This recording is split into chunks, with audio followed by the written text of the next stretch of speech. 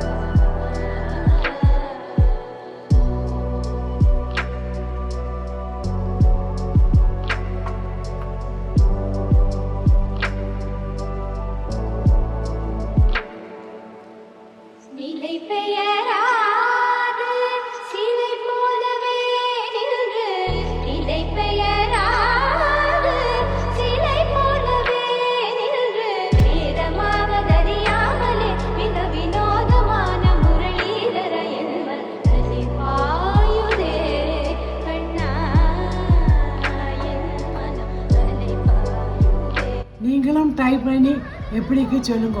பாய்.